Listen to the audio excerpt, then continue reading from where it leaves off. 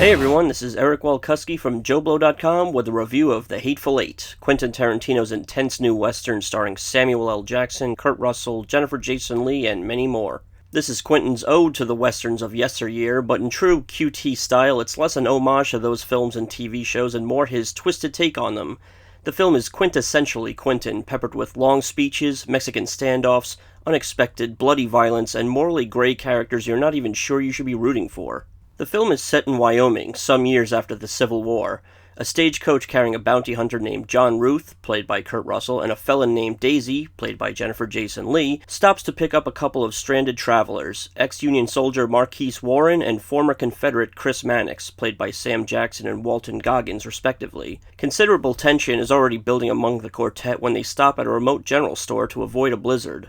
Already taking refuge within the store are a disparate group of shady-looking characters, including Tim Roth's over-the-top Englishman, a brooding cowboy played by Michael Madsen, a gruff Mexican played by Damian Bashir, who seems to be channeling Eli Wallach in The Good, the Bad, the Ugly, and a former Confederate general played by Bruce Dern. No doubt none of these men are on the up and up, and the longer the group is holed up together, the more their prejudices and secrets are getting the best of them, leading to a series of standoffs, confrontations, and yes, bouts of violence. Who will survive and what will be left of them? As you probably know, Tarantino is giving The Hateful Eight an extra layer of pomp and circumstance by releasing the film, in some places, in glorious 70mm, along with opening it with an old-fashioned overture and adding a 12-minute intermission. These are neat little touches that, while not all that necessary to the enjoyment of the overall film, bring some showmanship to the theatrical experience and further prove Tarantino's love of the medium. The film does indeed look beautiful when projected in 70mm, even if much of it is set within only one location. Robert Richardson is, of course, one of the best cinematographers in the business, and The Hateful Eight is lovingly photographed. Add to that Ennio Morricone's persuasive score, and the film exudes a very solid, almost operatic atmosphere. Quentin has handed us a real rogues gallery of characters. Even the quote-unquote good guys give us plenty of reasons not to like them.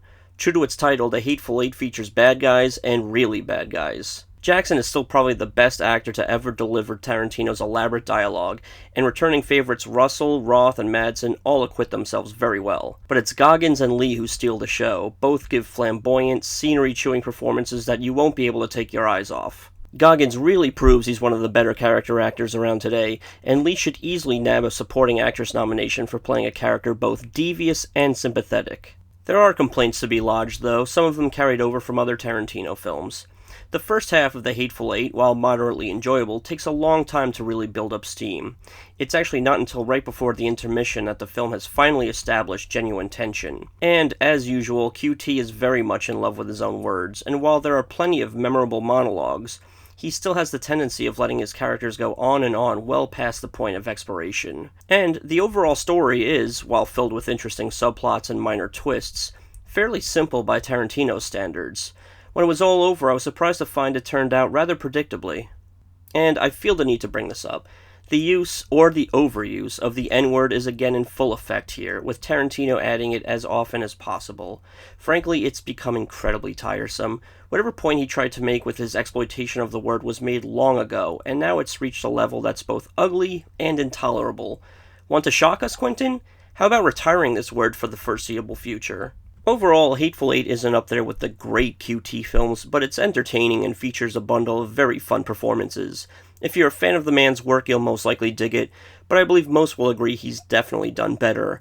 I'm not going to give it an 8, but a 7 doesn't feel right either, so let's just say Hateful Eight is a 7.5. The other half must have gotten lost in the blizzard. For JoBlo.com, I'm Eric Walkuski, and see you next year.